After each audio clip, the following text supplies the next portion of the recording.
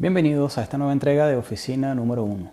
Cualquier acercamiento a la literatura rusa del siglo XIX nos hace hacer una parada obligatoria en la figura de Pushkin, ver su poesía, su dramaturgia, su obra narrativa, los cuentos, novela corta La hija del capitán. A mí particularmente me gustan mucho los cuentos del difunto Iván Petrovich Belkin, una obra publicada en 1830, pionera de la narrativa rusa del 19. Todos los autores que van a seguir a Pushkin lo van a idolatrar, a considerar el padre de las letras rusas.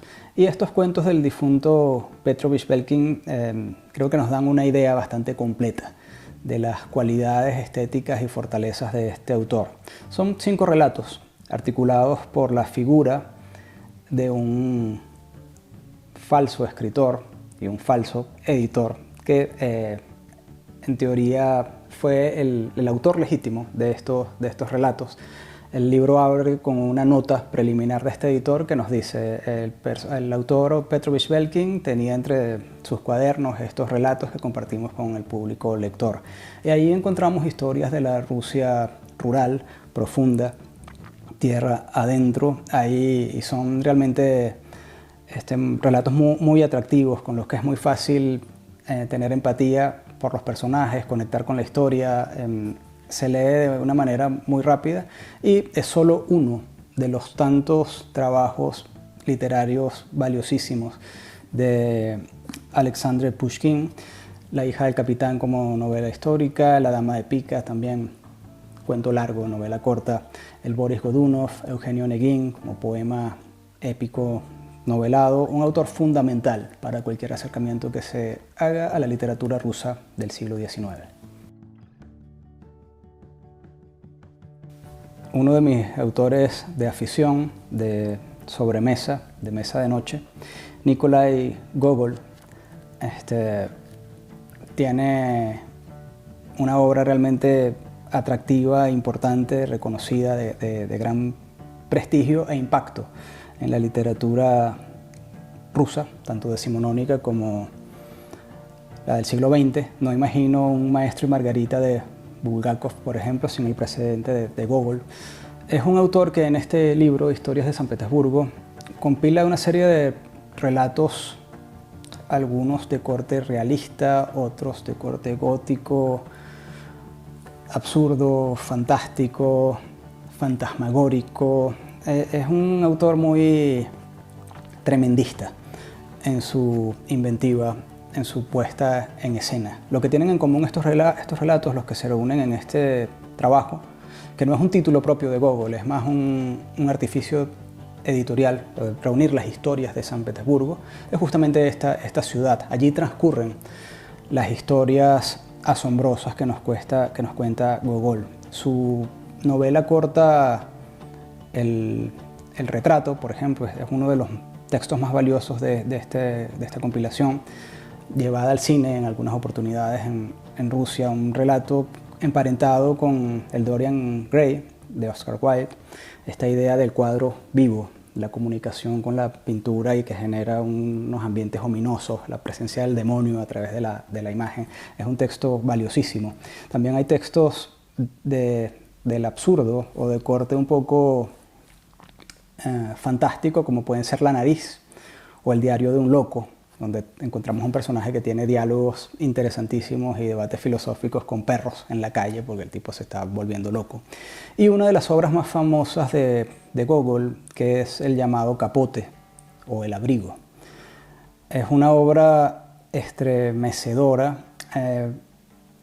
Recuerdo haberla leído en mi juventud y no me marcó. No fue uno de esos cuentos que me causara gran impronta ni fascinación. Pero una lectura más adulta, ya como empleado, autónomo, trabajador, sí me resultó mucho más revulsiva. Es un texto que también puede tener aires de familia con el Bartleby de Melville en Estados Unidos, o el protagonista del libro del desasosiego de Pessoa, porque es esta vida rutinaria, enajenada y poco interesante, viva, del funcionario, del empleado. Es el hombre totalmente asimilado a su rutina laboral, a su escritorio, a su oficio. Este es un tipo que no hace nada, que ha perdido los sueños, que ha perdido la vitalidad, que ha perdido la emoción, porque lo único que hace es trabajar.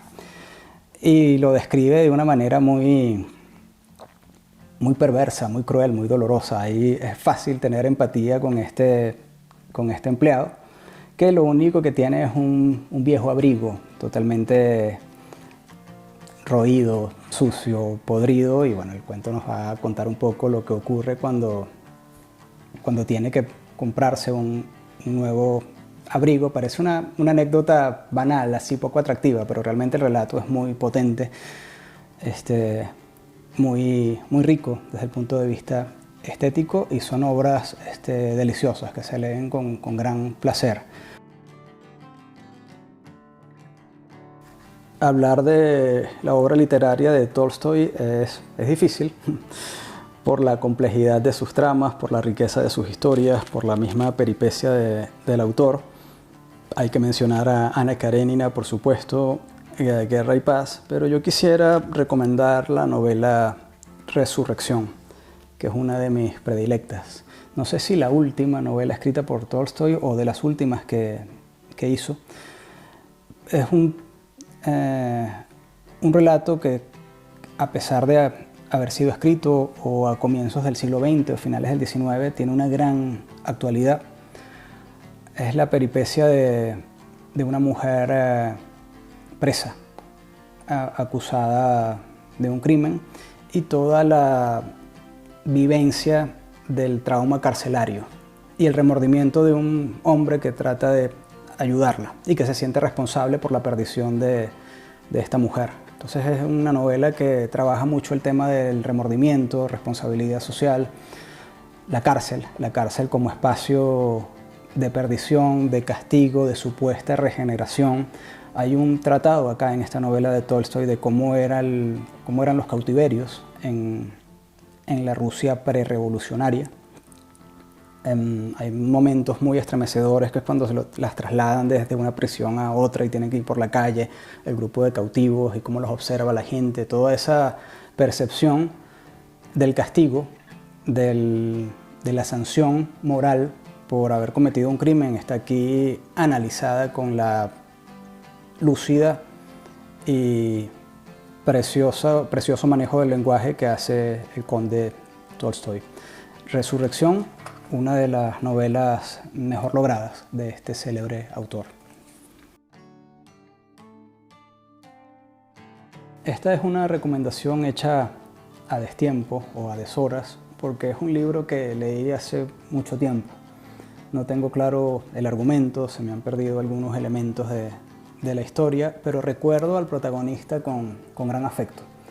Uno de esos personajes que me marcó, que dejó huella y al que recuerdo con gran cariño, y es Oblomov, protagonista de la novela homónima de Iván Goncharov.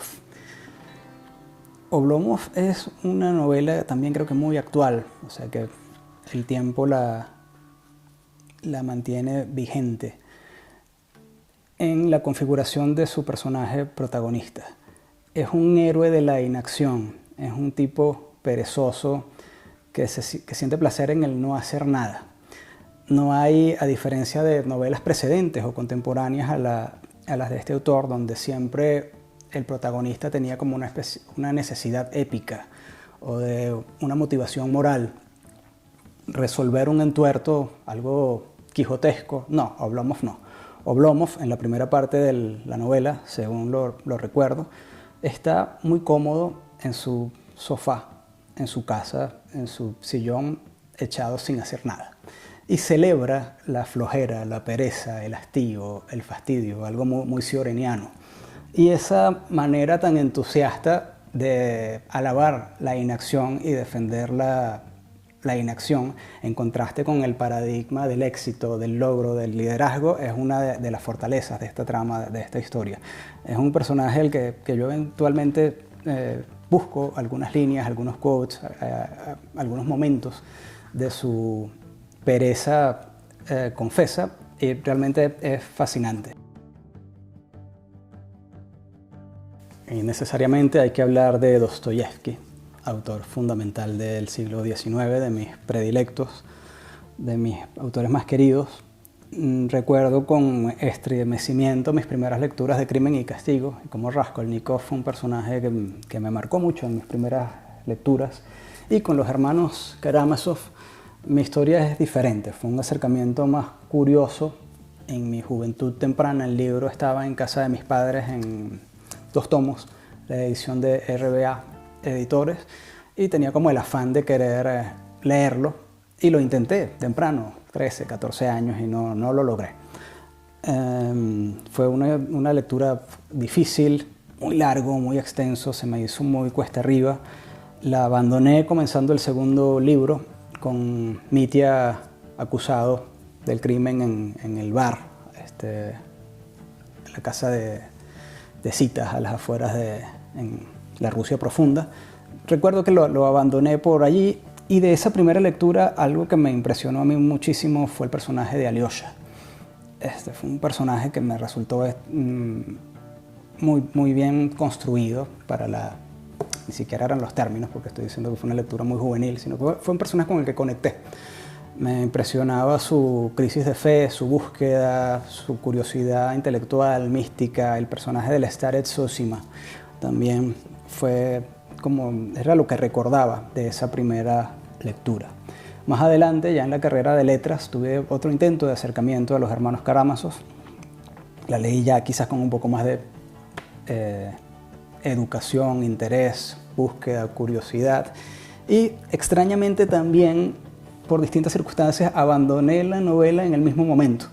Ese es el pasaje que se me hacía más farragoso, largo, inagotable, interminable de la novela, pero recuerdo haberla acompañado hasta el momento en el que acusan a Mitya, y también en esta lectura, ya con otros argumentos, ya con otros intereses, Alyosha seguía siendo mi personaje fetiche, mi mayor conexión con la novela de Dostoyevsky.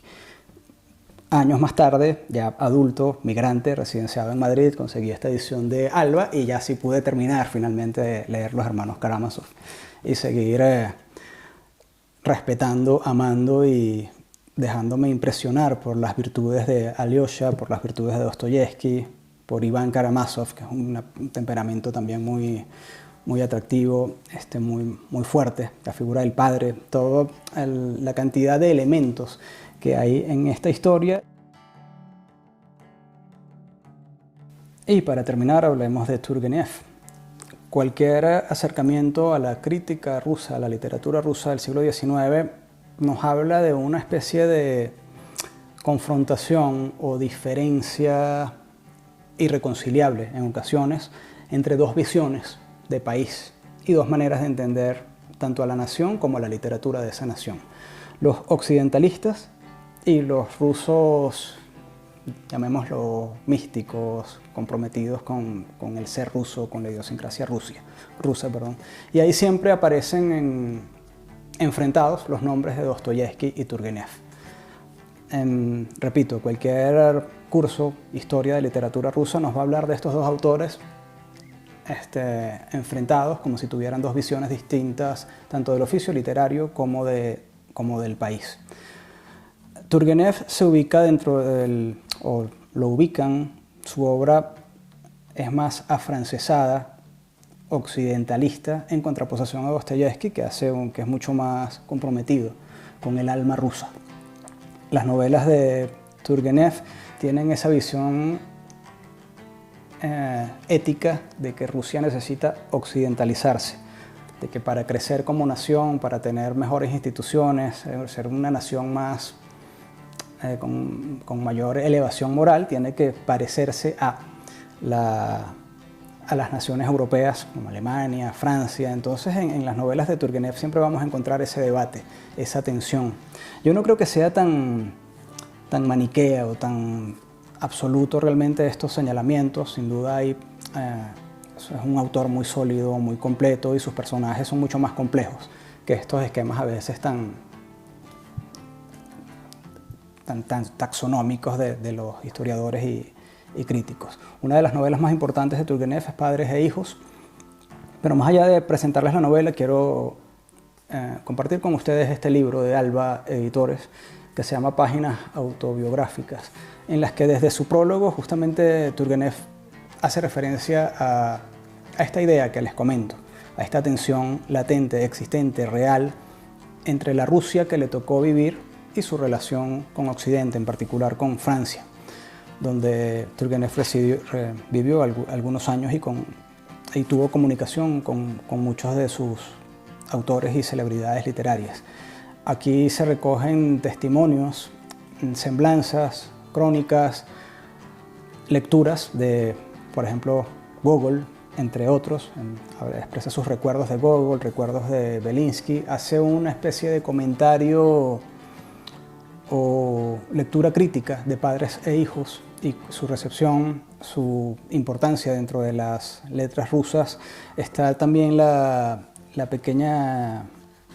cuento largo o novela corta de La ejecución de Tropman, que aborda un tópico común, bastante frecuente en muchos de los autores rusos, que es lo de la pena de muerte, la reflexión en torno a la pena de muerte. Está en La ejecución de Tropman de Turgenev, lo vamos a ver en Tolstoy, en Resurrección, por ejemplo. Dostoyevsky es una constante en su trabajo, lo vamos a ver en El idiota, por ejemplo. Y en la novela, en La ejecución de Tropman, también está presente ese tema. Entonces, simplemente invitarlos a leer Turgenev, sus páginas autobiográficas, Suelo virgen, Padres e hijos, algunas de sus novelas más reconocidas. Espero que hayan disfrutado esta nueva entrega de Oficina número 1, referida a los clásicos rusos.